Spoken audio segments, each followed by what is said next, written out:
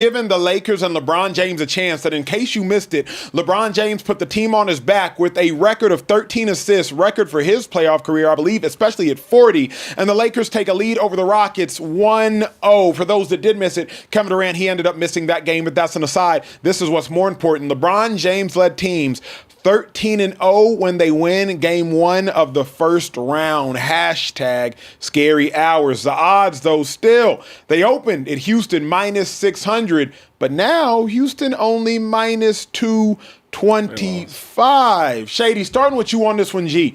Do you believe that the Lakers should be the favorites? Should they be the favorites versus the Rockets? No, they shouldn't. I mean, I think the Rockets overall was probably a better team on paper, right? Yep. Kevin Durant's coming back.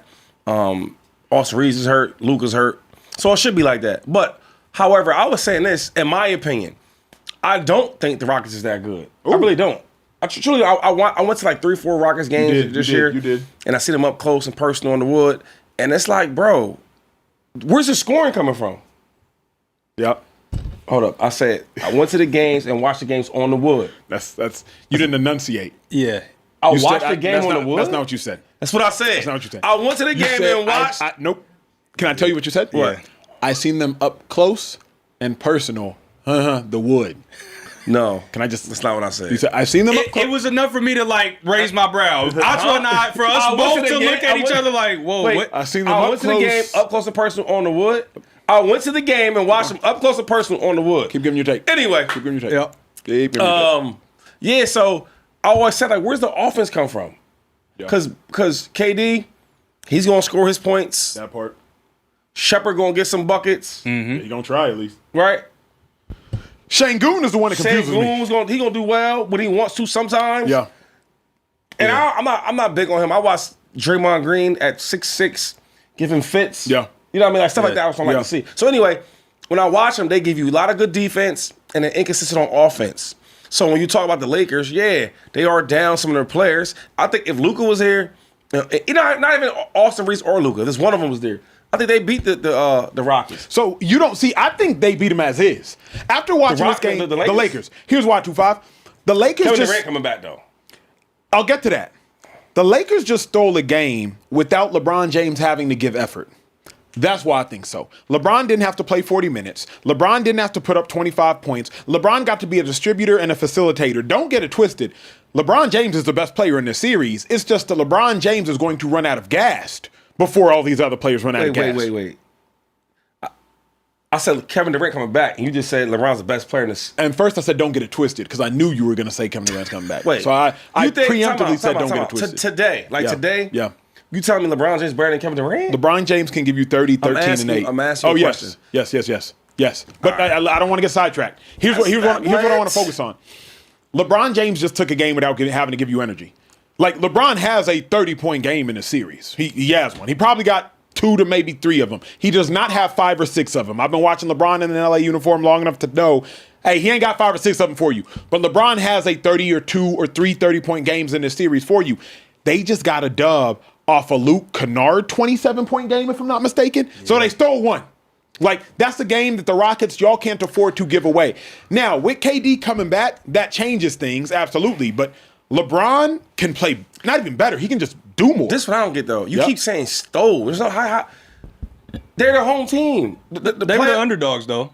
That's what I mean. It don't matter. The playoffs, basketballs do not matter until the opposing team, the away team, beats the home team. That's when it starts. That's when it matters. Yep. Yeah. They did what they're supposed to do. So if you think that, I don't believe you there. But hold on. Go ahead. So you telling me if the Rockets come back and they win game 2, and it's 1-1, they going back to Houston, that's not a win on their side? No. Here's why. The longer the Lakers can extend this series, the better. For several reasons. Number one, Luka's back stateside. Obviously, Reeves is too, but Luka has a chance based upon his diagnostic to potentially come back at the end of the series. Number two, the Lakers should not even be able to think about beating the Rockets without Luka and Reeves.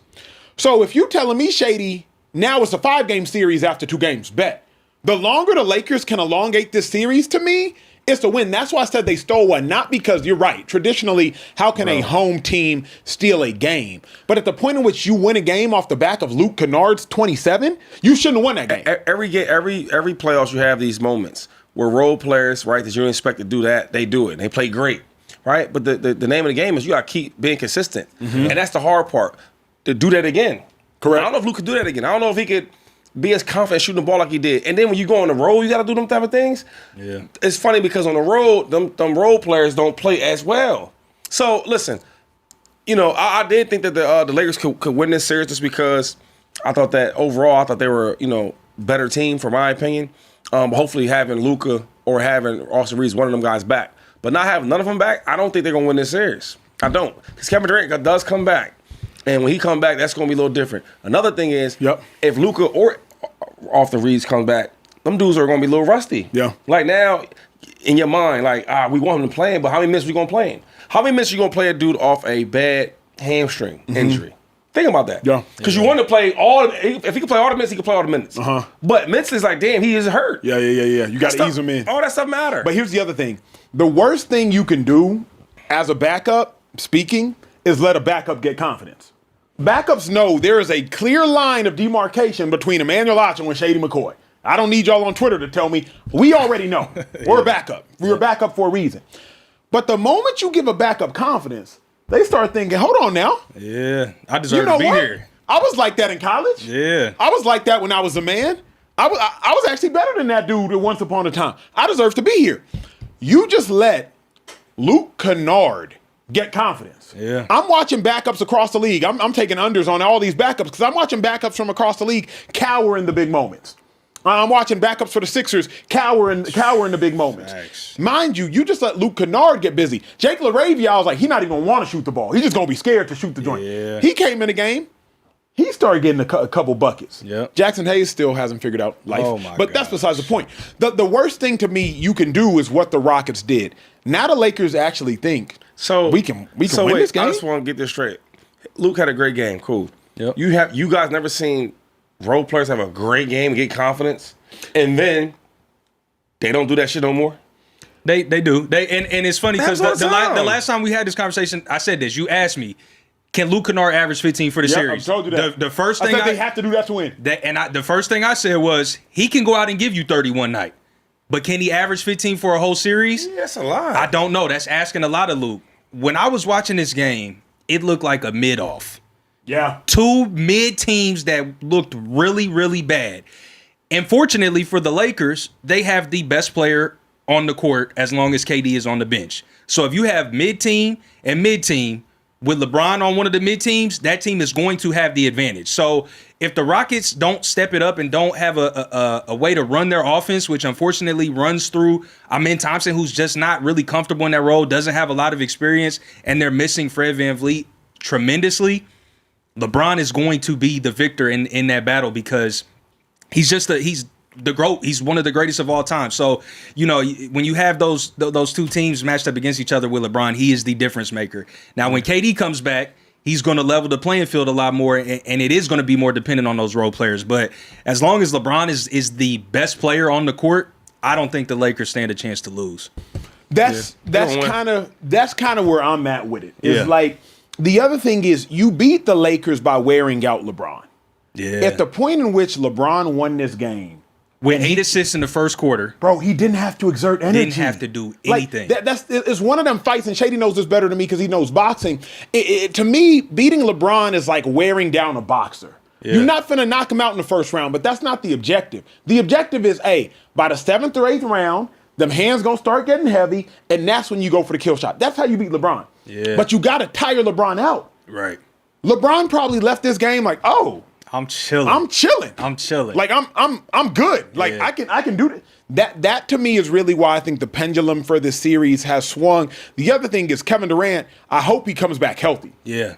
Because if you miss a game, there's not enough time in between NBA playoff games that like he's gonna be back 100%. Right. Football game is different. We got a week. KD got 36 hours. Yeah. But I thought they probably figured, you know what, we could kind of win this game without KD, give him some rest. Yeah. But it didn't work out. So he probably, if he had to play, if it's Western Conference Finals, I think KD would have played. But Game 1 is important, I ain't though. gonna lie to y'all though, man. Like, I'm trying to figure this part out. Yep. Y'all telling me that if the Rockets win a game, that's not looked at as like a win for the series. That's a big win. You win If the Rockets win a game in LA? Yes, if they win next game. Game 1 would have meant a lot more. Why? Yeah. Tell me why. Why? Why? Statistically, it's proven that teams that win Game 1 typically win the series more often. So that's number one, which is why the odds swung so much, I think, after Game 1. Okay, cool. On top of that, you setting the precedent. And like Acho said, you've let LeBron get in the catbird seat, which is history proves that's not where you want LeBron. You want LeBron's back against the wall. You don't want to have to come in Game 2, shake off the rust with KD, which, he's good at doing. He can easily do that. But it's still behind the 8 ball, I feel like, with KD coming back a little bit hobbled, losing Game 1. And if they don't steal Game 2 in LA, because I think you chalk it up in 5. We've seen the Lakers win back-to-back games in Houston. Yeah, we saw them do that in March. Yep. Well, obviously they had the big dogs. Okay. You know what I mean? But I'm with. Only reason I'm with Trey on this one, 2-5. And they coach well too. They are coached Lakers. well. Yeah. Houston too. Both of them teams. Yeah. What I don't get is how the hell is Şengün taking such a step back?